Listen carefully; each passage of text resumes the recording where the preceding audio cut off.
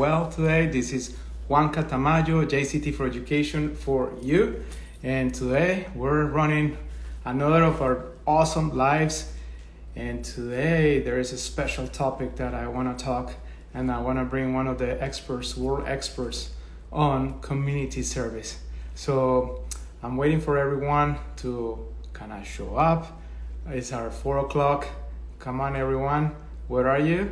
And Instagram is telling people. I want to say thank you to the people at Live Love Miami. Thank you for the beautiful cap. I can't wait to actually start wearing this amazing one. And how is everyone today? Just waiting for our guests to show up so we can rock and roll and we can start our live conversation.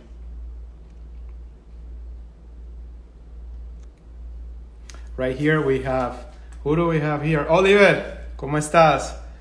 Buenas tardes, buenas noches, Madrid. We have the team at JCT4Education. Thank you for joining us.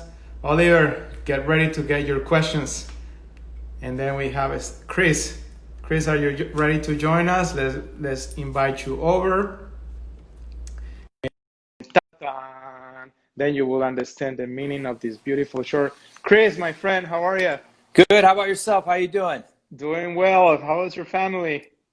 Family's safe and sound. We're living up here in Truckee, California, in the mountains, so couldn't be happier. Oh my gosh, I'm so jealous. I cannot complain. I'm here in Boca Raton, Florida. Okay. We are just one kilometer from the ocean, so I won't complain. Chris, Yes. how do you pronounce your last name? Stakich or? Stakich, yeah. It's a Croatian name by origin. Okay. And family born and raised in the U.S. or? Yeah, my mom and dad and my wife and kids all born and raised in the U.S. Actually, it was my great-grandfather that came over from Croatia way back in the day. Okay, absolutely beautiful country. Chris, how many countries you traveled to?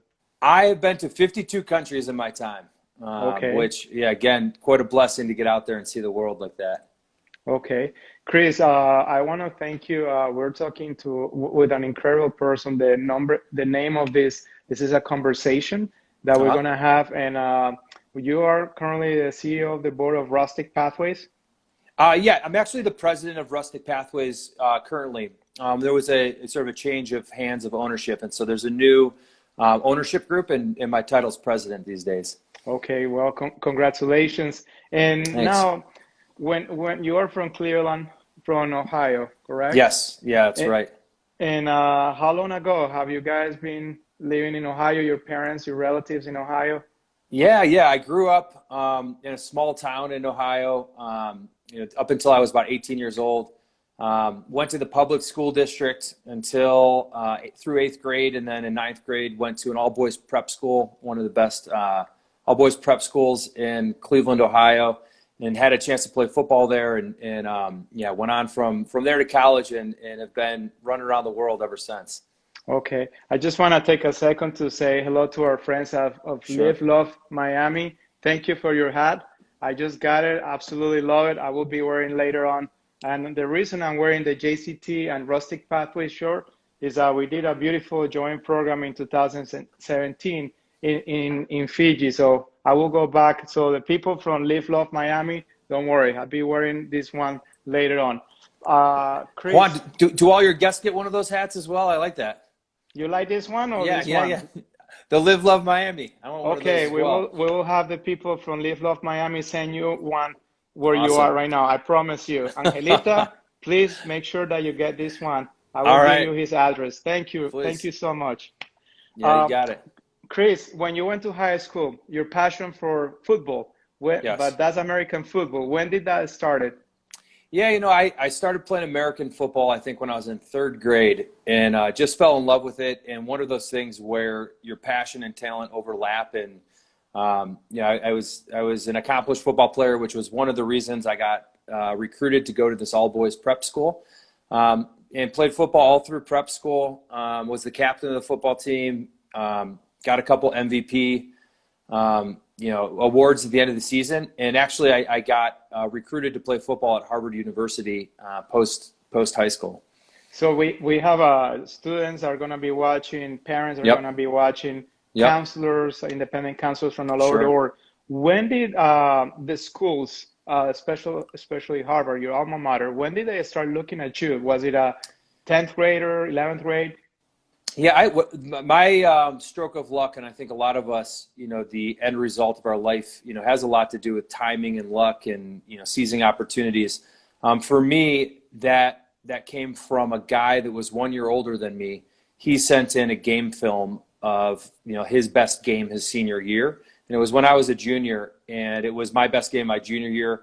I happened to score a few touchdowns in the game and had 25 tackles on defense. And so early in my junior season, the coaches reached out to me and just let me know they were really interested in recruiting me post senior year of high school for football. Okay. And was it kind of like an early commitment so you couldn't have other choices?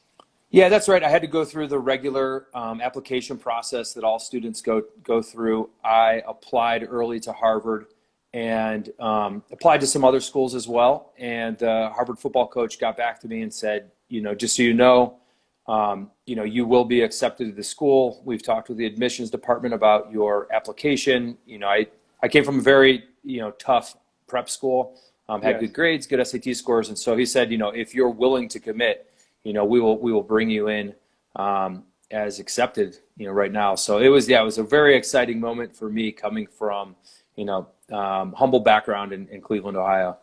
Good. And I want to tell all our viewership, and this is what is so good about these conversations. When I first told Chris that I was inviting him over, I didn't know that Chris went to Harvard. I didn't know that you were actually a football player.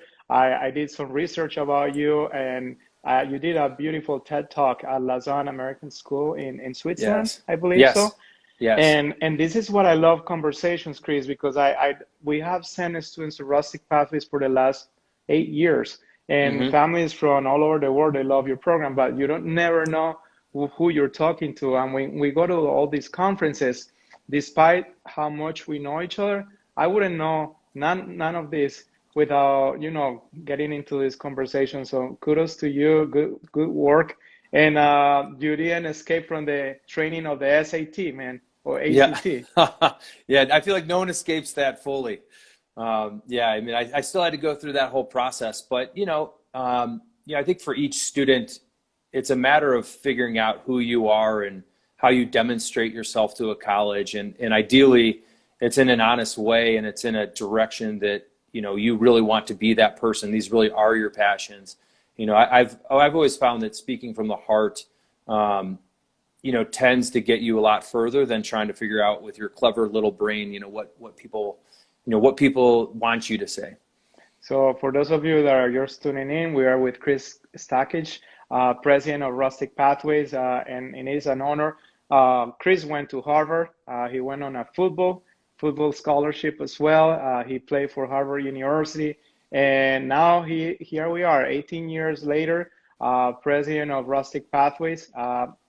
Now, Chris, how many countries are you guys in right now? And what is Rustic Pathways for people that are just joining in? Sure. So in a nutshell, Rustic Pathways travels to 19 countries around the world. And our most simple baseline model is that we take high school students to remote villages in developing countries to participate in community development projects. So it would be very common for students from all over the United States and students from around the world to join into a group and travel to, let's say, remote Cambodia and live, in a community that's way off the beaten path and participate in a project where we're refurbishing a school, or we're building community gardens, or we're providing some type of, development project for that community that's been predetermined, that the community has asked us to help them with. And the students from all over the world, their part of their tuition goes to buy the supplies for that project. Part of their tuition goes to hire the local construction workers that lead us through the project. And, the formula is pretty magical. And the number one thing we hear from any student or parent is, that program completely changed my life. And, it's always been fascinating to me that even in 2 weeks, can completely, change the trajectory of a student's life. It is absolutely. I will tell you, when I came out with the crazy idea, and I'm sure probably you guys have full of crazy ideas. one of the reasons I asked you about the SAT, we thought about calling you guys. I say, hey, let's teach the SAT in Fiji. And people Yeah. say, SAT in Fiji, how will that work? And I say, trust me, it will work. Students Yep. will study the SAT in the morning, and we Yeah. will do your community service in the afternoon. I will Yes. tell you something, Chris. That project was 3 years ago. Thank you, Oliver, and the whole team for allowing us to run that program in Fiji, that pilot. The students that went to Fiji, the 19 students that went, Mm-hmm. they became a strong unit. Yeah. And they, nowadays, it gives me the goosebumps. Nowadays, they are still connected. Three Yes. of them went to college together. One, Wow. they didn't know each other. They met in Fiji. They met at the airport in LAX in Los Angeles. And then they did the community service. And I have one student call me the other day and say, Juanca, I don't complain anymore about my parents' food. I don't complain about my bed. I don't complain about the air conditioning. I don't complain about anything because that's what Rustic Pathways did to me through the Yeah. community service in Fiji. And what you guys are doing is spectacular. I want you to tell me before this pandemic hit on your 19 countries. Were you guys developing new projects, new concepts?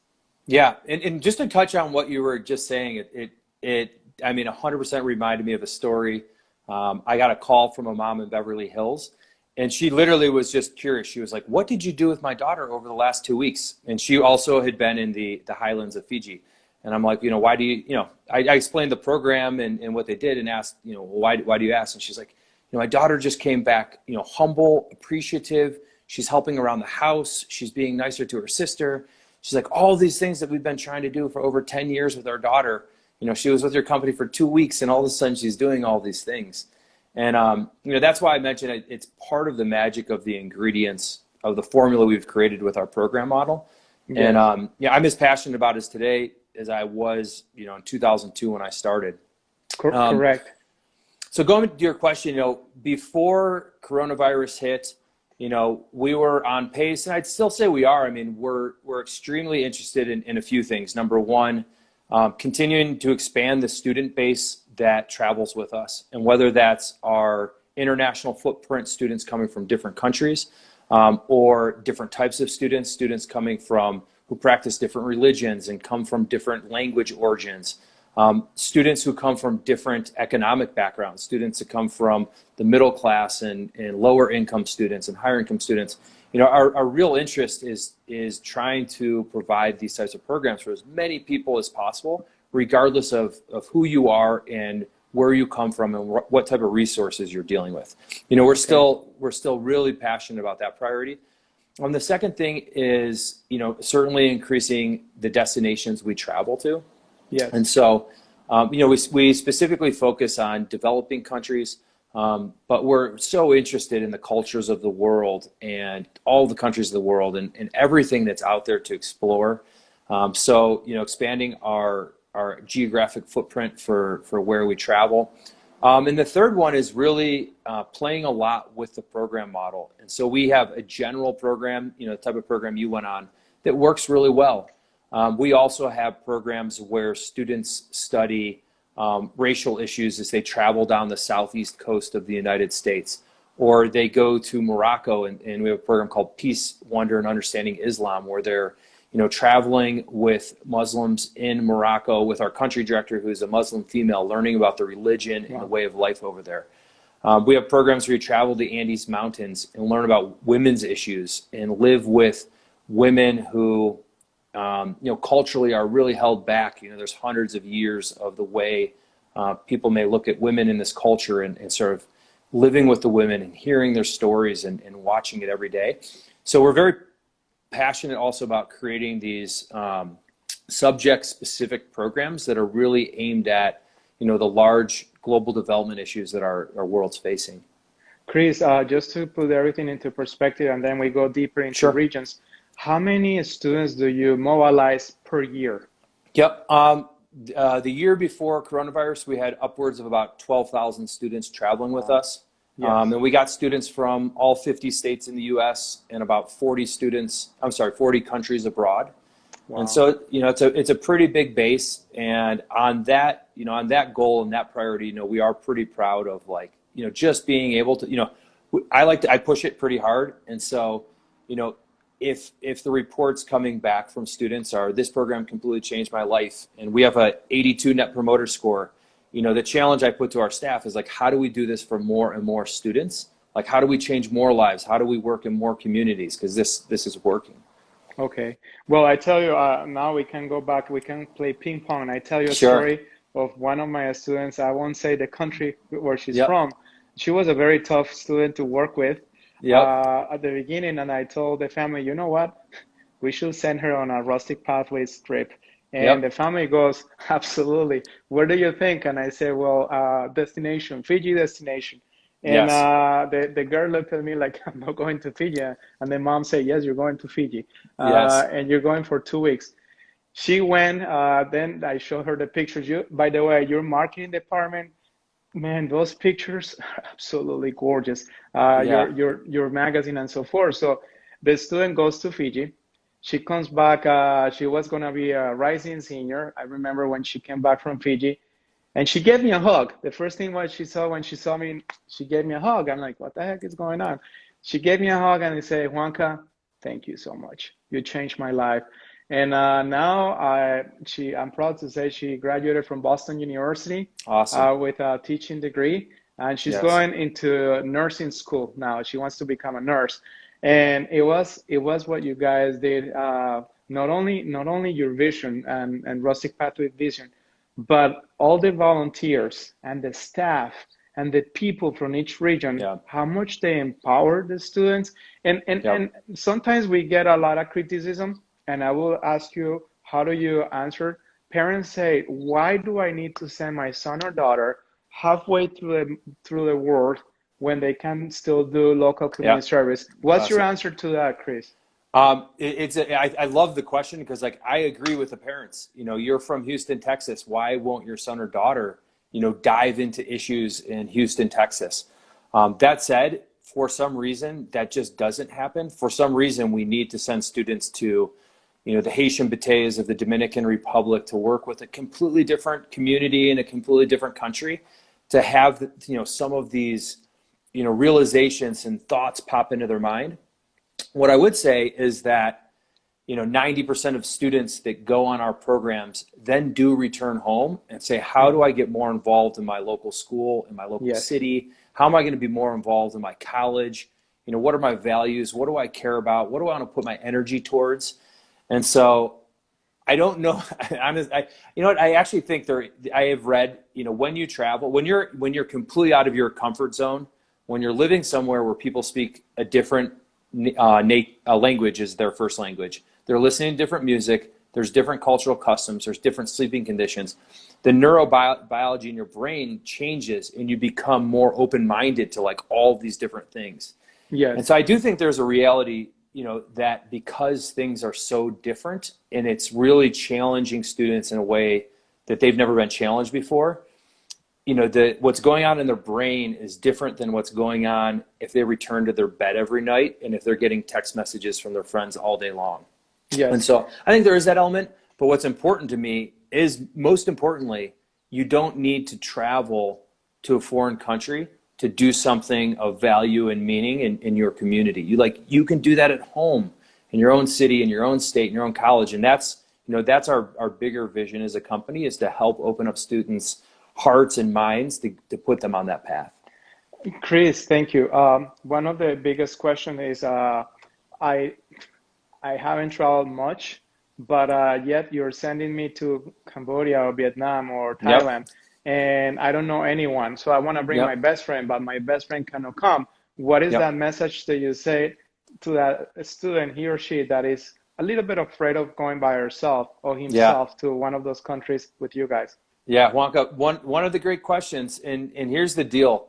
Again, I've been doing this for 17 years. I've run programs, I've run countries.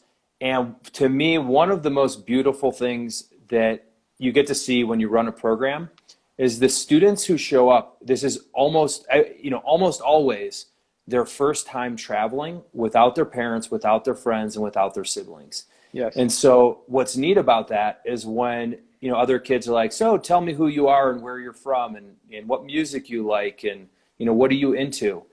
They're not providing answers that are based on the typical crew of peers that they hang out with. You know, they're not being judged. They get to invent themselves. Yes. You know, and sometimes for these students, it's the first time in their life they're ever speaking for themselves and making their own decisions and describing who they really are. Yes. One of the things that we see, like, again, it's statistics I'm just sort of throwing out there, 20 times a summer, 40 times a summer.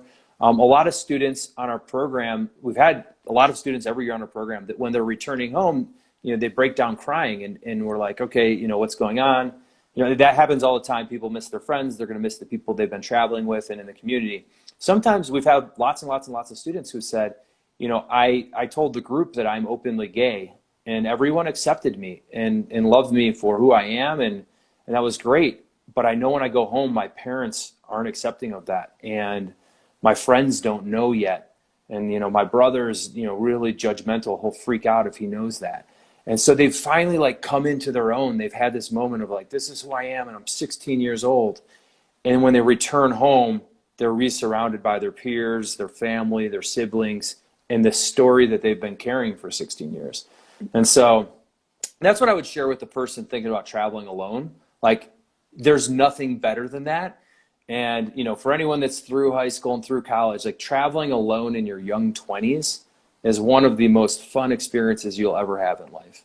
Absolutely. And just for the students that are watching and parents, it's not that you're going to be going all the way down to Vietnam or Thailand on your own. You're meeting at LAX or whatever the designated airport, and people from Rustic Pathways will be taking good care.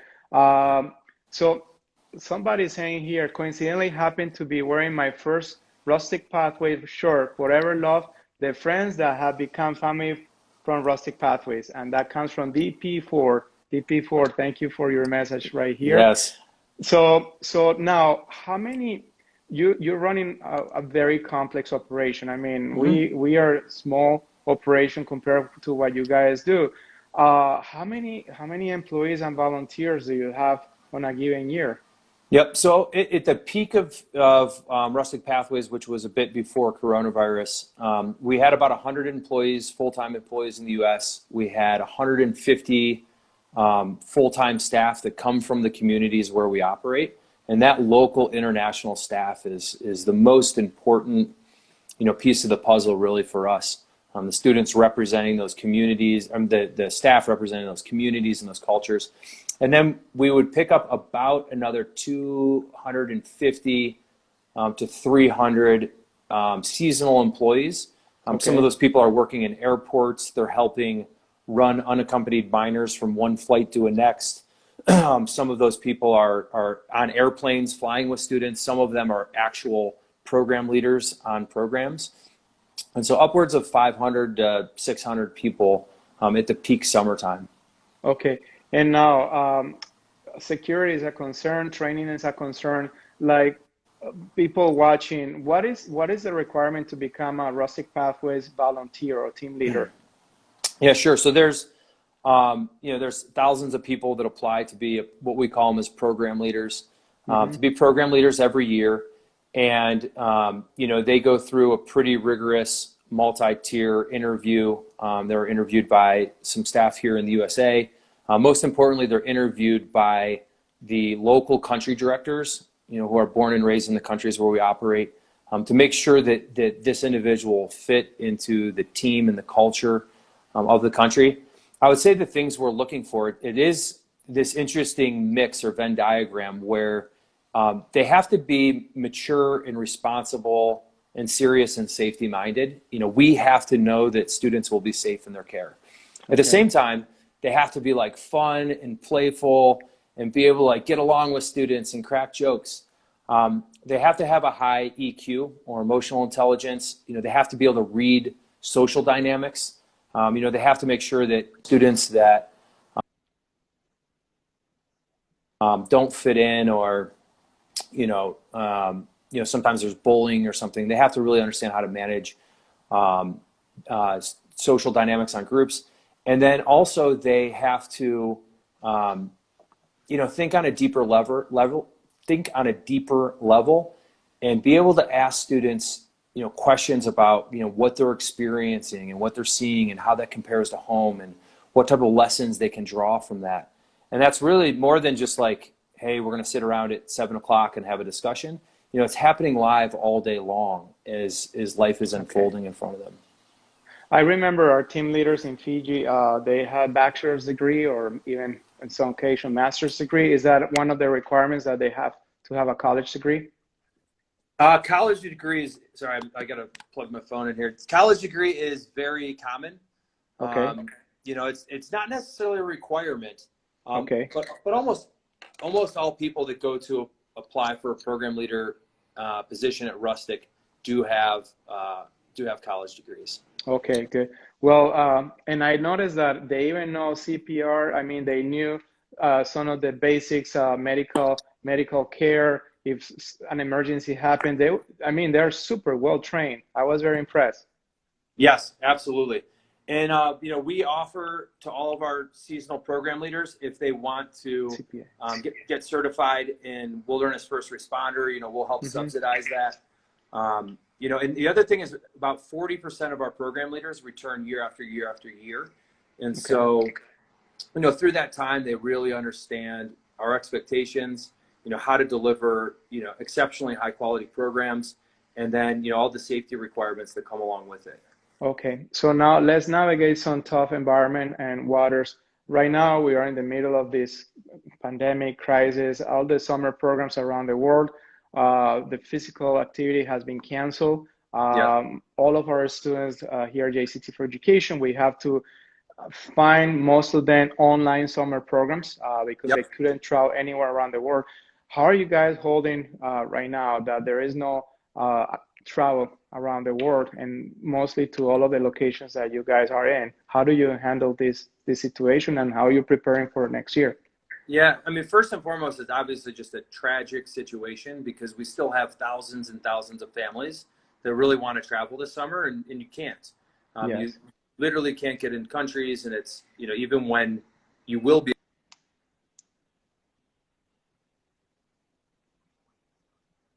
questions on, how safe it will be or what you'll need to be able to do to make sure it's safe. So we're looking for and planning to next year. We're looking at, continuing to modify programming in the fall for college students and gap year students and college blocks. We're looking at different travel trends that may be, maybe part of the post-coronavirus outbreak world. And this, and for the summertime, we really want to keep our students engaged. Yesterday, we had sort of like an open town hall discussion with our students about race and equity in America and what you're seeing going on, the protests all over this country because of the murder of George Floyd. And we want to provide a space for our students to really talk about social issues like that. Secondly, we're doing something fun, which we're calling the Global Issues Adventure Race, where we're pulling together students and we'll pick one country, one topic for one day. And they'll spend 2 hours working with our Costa Rica team, learning about environmental issues in Costa Rica and talking about how that compares to home and different ways to get involved to help the environment, talking about women's issues in Cambodia. It sort of varies per country. So we're doing those 3 days a week, and it's free, it's fun. Students have been involved. And so, for us, we just dug down deep and said, go ahead. How do one register for that program, the 3-day program that you guys are running? That'd be cool to promote with our students. Yeah, the easiest way to promote it right here on this Instagram would be just to email rustic@rusticpathways.com. We've been sending it out to our student base, specifically students that were enrolled in programs, students that were thinking of enrolling and didn't, a bunch of our alumni. But we'd love to just offer this out to the public because this is what we do as a company. We're trying to train, a future generation of leaders that are interested in the issues we face in the world. And it's it's also fun and funny. You're working with our Costa Rica team, and then they teach you how to salsa dance, and we try to keep it live and interesting for the students. No, Chris, and that will be very beneficial. Right now, all of our students, they're doing something this summer online. But Yep. if there is any way that we can promote that, the students are always looking for something fun, unique, and and we can do it. Chris, I want to take you on a virtual space shuttle. Let's You do it. name it. I wanna see. I've been to 89 countries, and guess what? I never been to Croatia. I've been What? very close to Croatia, and I never been to The Croatia. motherland? So, your motherland. So let's go by region. Let's start from Latin America. Where are you guys located in Latin America right now? Yep. In Latin America, we are in Costa Rica, the Dominican Republic, Peru. We've run some programming in Panama and Mexico, but primarily those three countries for now. Okay, anytime when you want to go to Colombia, let me know. We do something in In Colombia, and in. Medellin. Yeah, we're in. Okay, let's move to Asia. Yep. In Asia, we are in China and Mongolia. We're in Thailand, Cambodia, Laos, Vietnam, and Myanmar in Okay, Southeast Asia. Some people include India and Nepal and sort of the extension of that part of the world. okay. Now the Australia, New Zealand, all the Pacific. Yep, Australia, New Zealand, and also the Fiji Islands. We've looked at Samoa and a couple other islands there as well. Okay, now let's go to Africa. Where are you guys in Africa? Sure, we're in Morocco. We're in Tanzania. We used to have programming in Ghana and in Uganda. We're also looking at opening programming in South Africa. Very interested in opening more programming in Africa. Okay, and North America, anything going on? In the USA, some in Canada. Yeah, and that's it for now. Okay, Europe, anything developing in Europe? In Croatia, or what we call the Balkans, because we're between Croatia and Bosnia and Herzegovina. We've tested out, our rustic model in countries like Spain and Italy, Yes. and so that's of interest to us. What we're really trying to find is a rustic type of programming in Europe, and we've typically found that more often in developing countries versus developed countries. But we are always challenging ourselves. How do you develop a Rustic Pathways type of program, in any country out there? Okay. Have you ever thought, I know it got to be rustic, but Iceland and all the Scandinavia area? Yeah, Iceland's been, so one of the fun things we always have in the background is a list of countries and programs that our staff want to see us develop. Iceland is definitely on there. Brazil and Colombia are definitely on there. And so it's a mix of listening to our staff and what they want to develop, and listening to our students and parents and teachers and what they want us to develop. But each year we're definitely coming out with new stuff. Okay. Now let's go to a deep philosophical question here. Mm-hmm. Rustic Pathways been around for 36 years? That's right. Wow. And you've been at Rustic for 18 years. 18 years. That's right. Yes. Okay. So what community service, I think, has been throughout history. I mean, it comes from civilization after civilization. And Yes. when I think about community service, I think the U.S. as one of the leading countries in the world for this type of. How did the idea came out, and why did you join Rustic Pathways 18 years ago? Sure. So the two answers to the question. The way it came about was Evan Wells, who's the longest current standing staff member at Rustic Pathways. He's born and raised Australian, played rugby his whole life, was in Fiji playing rugby with the son of a chief of a village.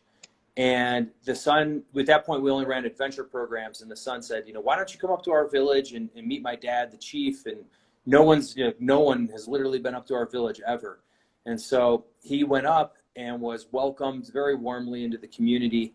And in conversation, they asked if, we would bring students. And we started thinking, what would we do with the students? We could jump off the waterfall. We could swim in the river. We could swing on this rope swing. We could play rugby.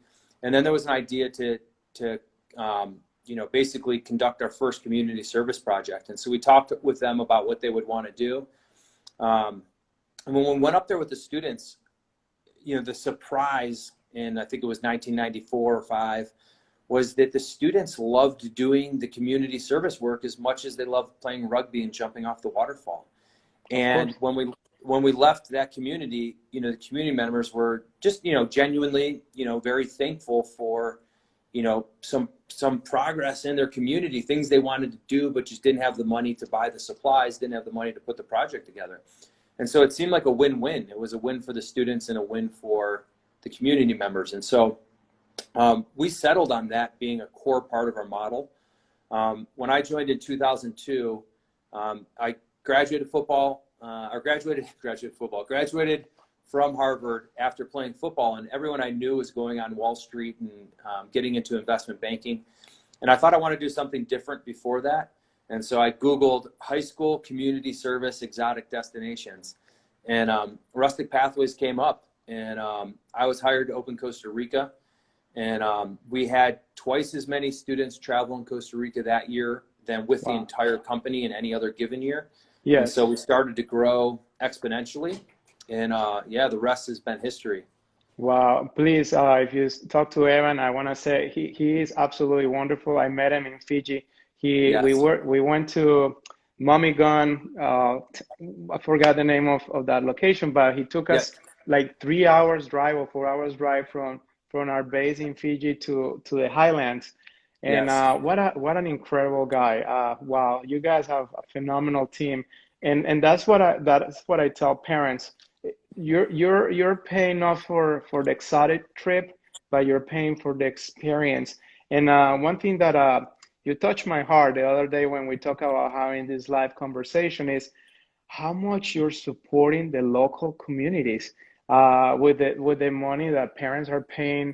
Rustic Pathways, you are employing hundreds of people from the community. You're building or rebuilding infrastructure. When we were in Fiji, we were doing sidewalks because the families, some of them, they were working pretty much on dirt, and you had these little nicely designed sidewalks.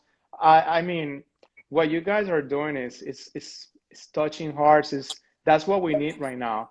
That's what the world needs. And now, from those 19, I won't put you on trial because all of them are your favorite countries, and don't touch Croatia, but do you have a particular destination that you want to recommend anybody to travel?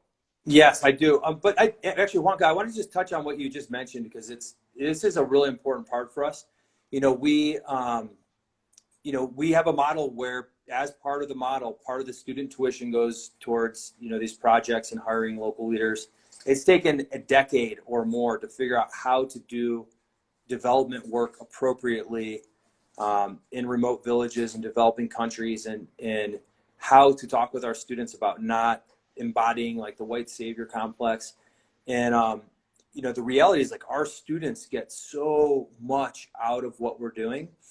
And so, for me, it's this win-win of like the benefits to the students, and, having a model that does benefit, communities on the ground, but what the communities are giving back to the students, might be the greatest, unmeasurable gift of all.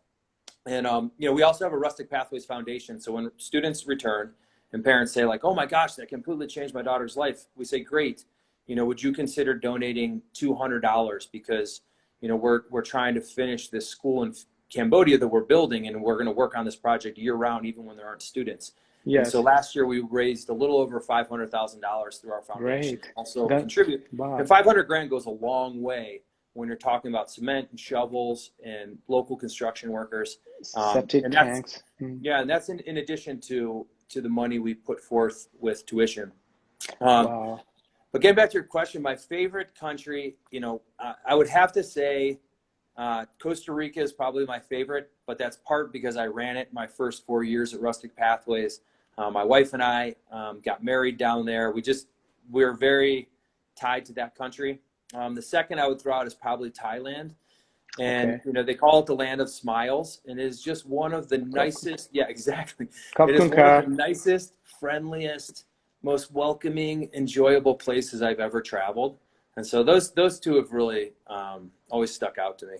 Every country is special. I would tell you, you will put me on the spot if I tell you which ones are my favorite, but I will say, Georgia, the country of Georgia. I went to the capital, Tbilisi. That's a place that I highly recommend for you guys. Cool. Oh my, wow, it is incredible. But traveling brings culture and brings smiles. There is a good book about the meaning of a Thai smiles, and that's good. How's your Spanish? Muy bien. Así, así. Así, así, un poquito. Sí, sí. Chris, one question. So, with everything that is happening right now, what's the future of education? Let's go. Let's be philosophical here. Yeah. I have a lot of opinions on that. I mean, I'll start with saying, our own children have been at home. We've been homeschooling them for the past few months, and I've talked with high school parents as well. And it's interesting that, students are getting through like the schoolwork in, 3 hours. And so, this additional 5 hours of time in school, what is the best way to optimize that experience? And, I think that's one question that I've been thinking a lot about. The fact that students have been taking more individual control of their learning and becoming more, self-driven learners, is also a big statement around, the potential of students and how they learn. I mean, personally, and then I think that, another discussion that's worth weaving in here is just the expense of higher ed and, the inflating costs of higher ed and, what's the real value proposition there? Yes. And so, I am someone where I think that, I would love to see, a university, for example, where, students, it's a 2-year university where students spend 1 month in 24 different countries. They have the ability to learn some of the content online, zooming in and out with various professors around the world. Half the cost of university, and they're leaving with, hard skills in learning how to computer code and learning how to develop financial models, and also developing the skills that really help people in life, which is a lot around teamwork and empathy and humility and the ability to work together with people. And so I think there's a really, really big question. I mean, the other thing, Juanca, just to mention it, it's without a doubt that the world changes so fast, like so rapidly. You and I are talking on Instagram Live with people watching us in, it was not long ago where Instagram didn't even exist, and then they were bought for $1 billion after being in business for 12 months. And so the world changes so fast, but educational institutions move at the speed of glaciers. And so at some point that's got to be disrupted. I love, my mom was an educator. I love education.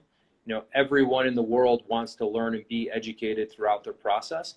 And I think there's just tons and tons of space to talk about, what does the future look like? How do we better utilize the resources at our fingertips?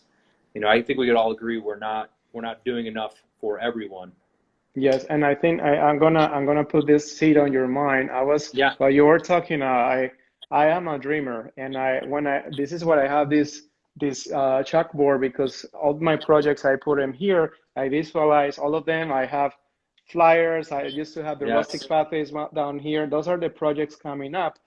And I was just thinking, you make sense. Imagine Rustic Pathways University or whatever, JCT4Education University. You guys have 36 years of infrastructure already on your hands. And I think students, we've been sending, I will see a spike on gap year students more than ever before.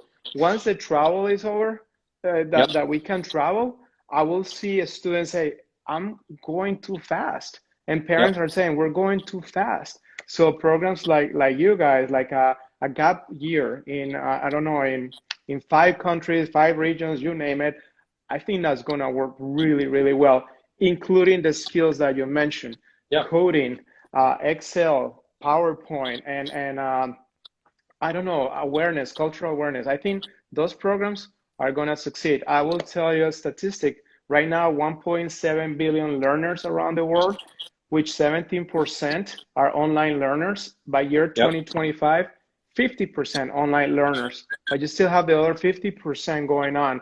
So what is our role as leaders of our organizations to bring to the world, to bring to the students? I'm sure that you don't sleep well because you're always thinking, what's next for Rustic Yes. Pathways? So, no, my Yeah. friend, any thoughts, any final thoughts on that? Yeah, I'll give you one more. Rustic Pathways partnered with a nonprofit called Thrival Academies, and the vision was to create the largest national network of charter public high schools Okay. where middle and low income students could transfer into a brick and mortarless school and study abroad for a semester in high school. And so at Rustic, we developed a model that you could travel with Rustic Pathways overseas for your entire junior year for cheaper than 1 year of per pupil tax dollars through the public Wow. system. Wow. So, if you draw that out, the idea is like every student in America, every public school student in America could travel abroad for their whole junior year for free, with the already existing tax dollars that are paid by citizens of the U.S. And so we ran it. We specifically focused on lower income students. We partnered with some high schools in Oakland, California, and the students that traveled on this first cohort, 0 of them had ever been outside of California. I think there was only one student that had been on an airplane, and we took them into the middle of nowhere, Thailand, and we did all the work. They did math, they did history, they did science, they did all their work, but they were also immersed in this interesting, unique, different culture than their own. And their reading scores went up and their math scores went up, which was a slight surprise for us. And it was all because we were making the work relevant. They became incredibly passionate about what they were seeing around them. They were making connections that were, way outside their own neighborhoods.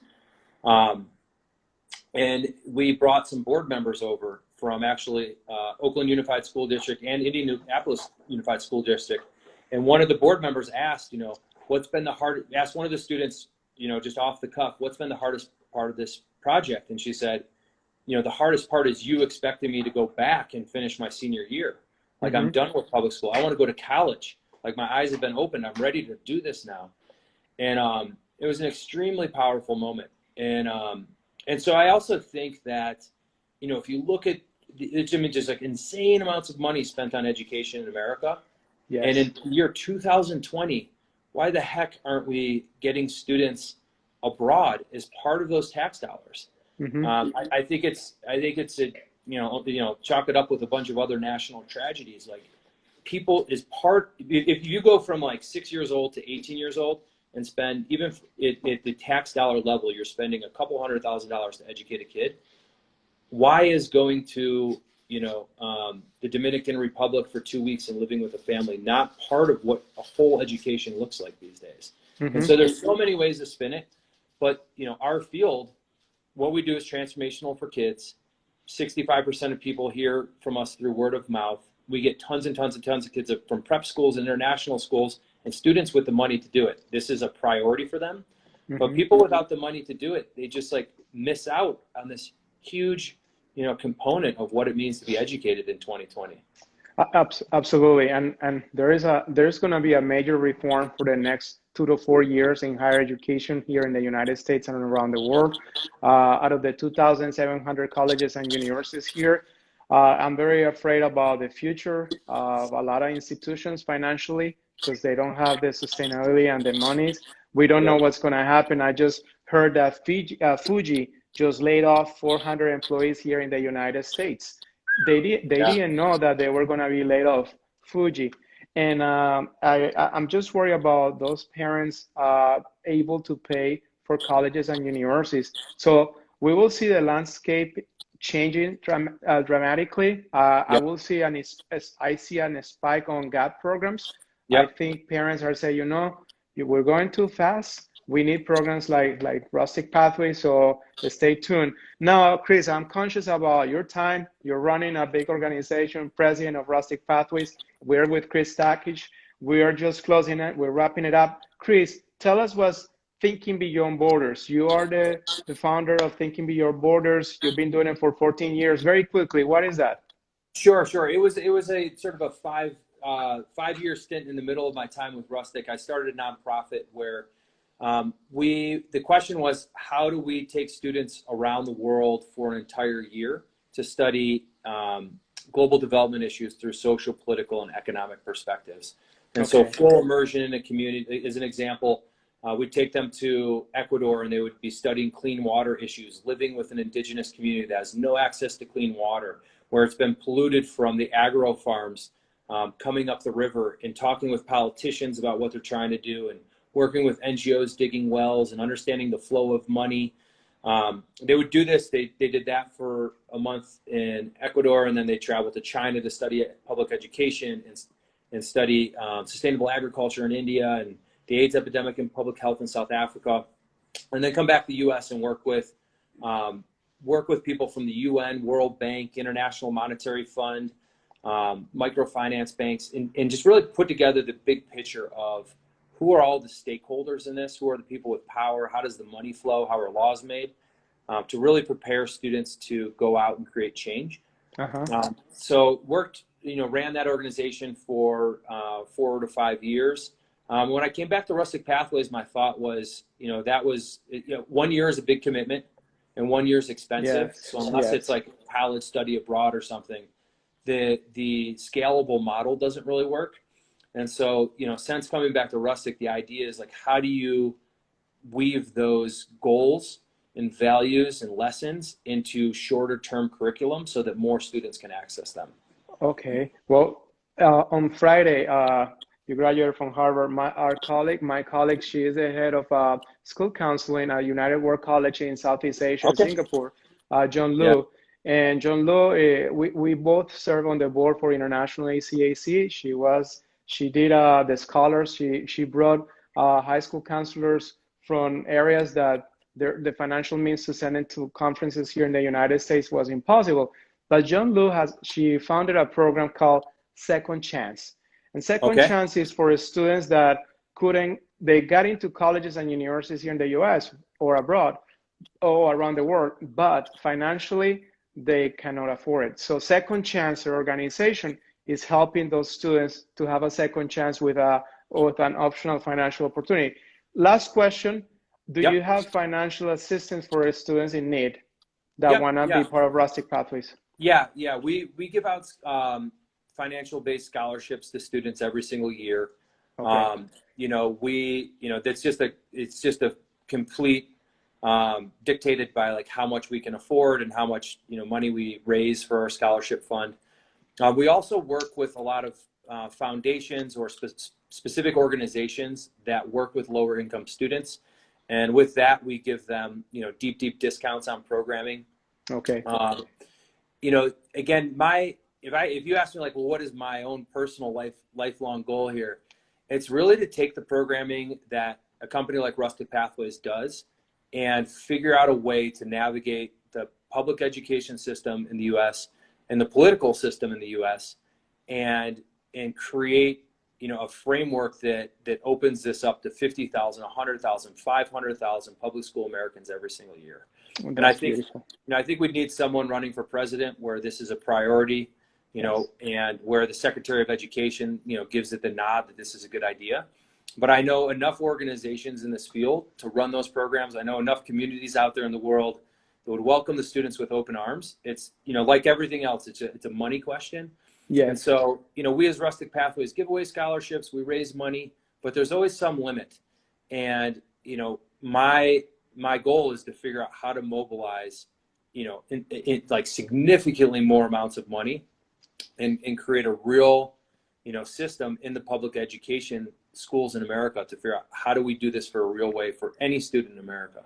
No, thank you so much, Chris. And you, as I say, you are part of this deep conversation, and this is the objective of conversations with JCT4Education and leaders like you, being the president of Rustic Pathways. You got the big 4 coming up in 4 years, 40 years.